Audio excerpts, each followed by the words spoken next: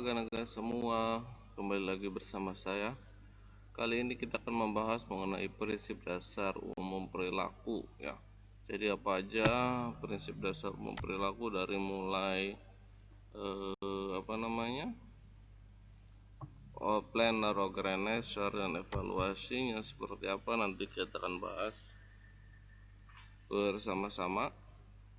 Sebelum kita lanjut, jangan lupa like dan subscribe-nya. Dan jika berasa konten ini bermanfaat, silakan share.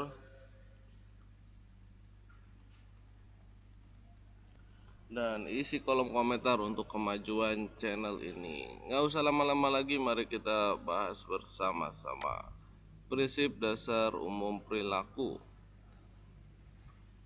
Peranan dan tanggung jawab seorang guru sebagai pendidik dan pengajar serta kaitannya dengan konsep dasar perilaku.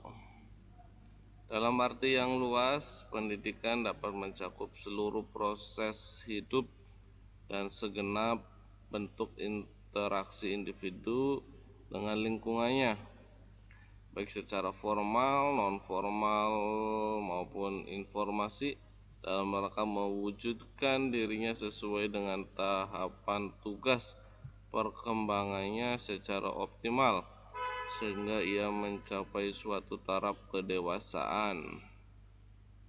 Penjelasannya akan Anda temukan dalam bahan bacaan ya di bawah ini ya. Jadi ya namanya hidup di lingkungan ya harus bisa menyesuaikan mana formal, non formal ya, dan mana yang harus bisa dibicarakan. Dalam konteks ini seseorang guru yang ideal bertugas dan berperan antara lain sebagai ya, jadi orang guru selain di sekolah harus berperan dan mendidik, dan di lingkungan pun harus memberi contoh ya. Memberi contoh kepada masyarakat di lingkungan sekitarnya. Konservator atau pemeliharaan setiap nilai yang merupakan sumber norma kedewasaan, dan inovator atau pengembangan sistem nilai ilmu pengetahuan. 2. Transmitor atau penerus sistem-sistem nilai tersebut kepada sasaran didik. Yang ketiga, transformator atau penerjemah ya. Sistem-sistem nilai tersebut melalui penerjemah dalam pribadinya dan perilaku melalui proses interaksinya dengan sasaran didik. Yang keempat, organisator atau penyelenggara. Terciptanya proses edukatif yang dapat dipertanggungjawabkan baik secara formal ya, atau kepada pihak yang mengangkat dan menegaskannya, maupun secara moral kepada sasaran didik serta yang menciptakan.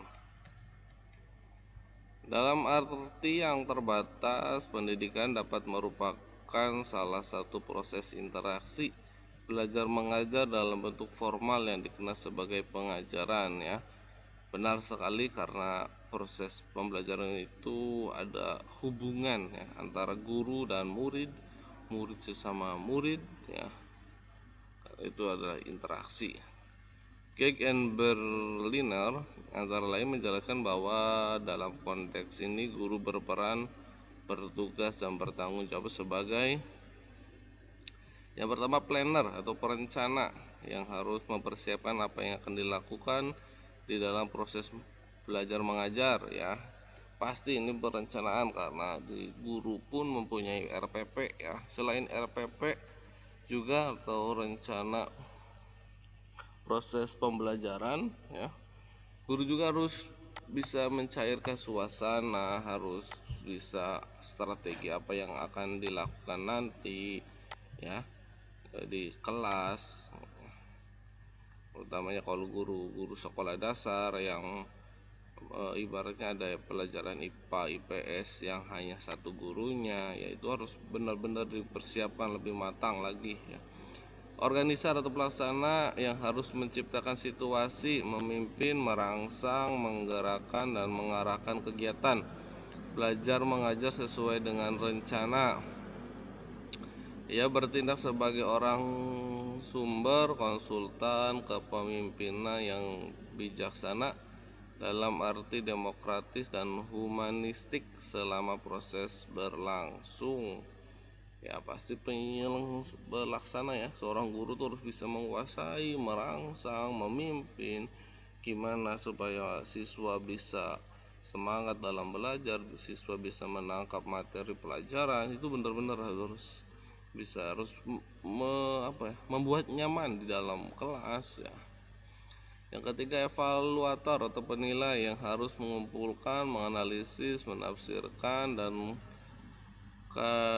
lahirnya harus memberikan pertimbangan atas tingkat keberhasilan belajar mengajar tersebut berdasarkan kriteria yang ditetapkan, baik mengenai aspek keefektifan prosesnya maupun kualifikasi produknya. Ya itu, jadi setelah guru menyampaikan, guru juga harus bisa menilai, menganalisis anak si A tuh seperti ini, si B seperti itu ya. Memilih ya, mana yang keunggulannya lebih unggul ya, dia unggul di bidang apa, itu guru biasanya tahu. Mengenai pendapat Geg Embrenner itu, untuk konteks Indonesia kiranya perlu dipertambahkan lagi ke dalamnya antara tugas guru sebagai pengubah perilaku peserta didik. Berkenaan dengan pengertian atau konsep dasar perilaku ini terdapat beberapa aliran pandangan, antara lain yang dikenal sebagai paham holisme dan behaviorisme. Paham holistik menekankan bahwa perilaku bertujuan yang berarti aspek interaksi dari dalam diri individu merupakan faktor penentu yang penting untuk melahirkan perilaku tertentu, meskipun tanpa adanya perangsang yang datang dari lingkungan. Sedangkan pandangan behavioristik menekankan bahwa pola-pola perilaku itu dapat dibentuk melalui proses pembiasaan dan pengukuhan dengan mengkondisikan stimulus dalam lingkungan.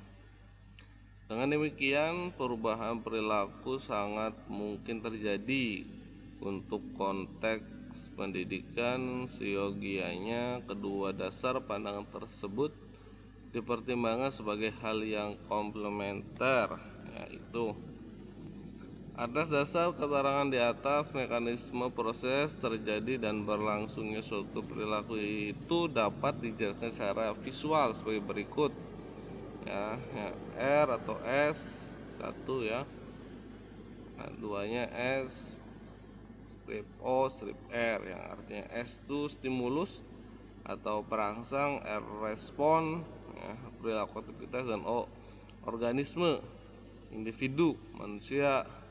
Berlaku juga bagi makhluk organik lainnya karena S datang dari lingkungan ya. W world dan R juga ditunjukkan kepadanya. Gambaran visual tersebut dapat dilengkapi sebagai berikut. Nah ini yang selanjutnya, ketika W, strip S, strip O, strip R, strip W, yang dimaksud dengan lingkungan W di sini dapat diartikan sebagai berikut: lingkungan objektif dan lingkungan efektif. Dengan demikian, perilaku sadar secara lengkap dapat digambarkan sebagai berikut: W, strip S, strip O, strip OW ya, strip R, strip W. Dengan gambar nomor 3 dapat menunjukkan suatu perilaku spontan. Sebenarnya ada dua kelompok komponen penting lainnya dalam diri setiap individu yang mempengaruhi keefektifan mekanisme proses perilaku, ialah reseptor sebagai pelaksana gerak atau perilaku. Mekanisme perilaku sadar dan spontan dapat digambarkan sebagai berikut.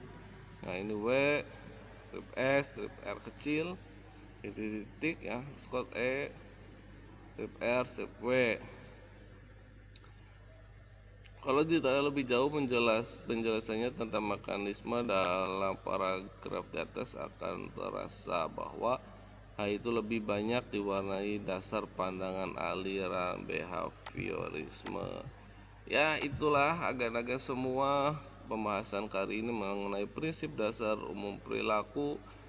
Jika agan-agan semua memerlukan materi ini, silakan kunjungi ya, ini alamatnya cararifin.blogspot.com. Barangkali akan memerlukan materi ini.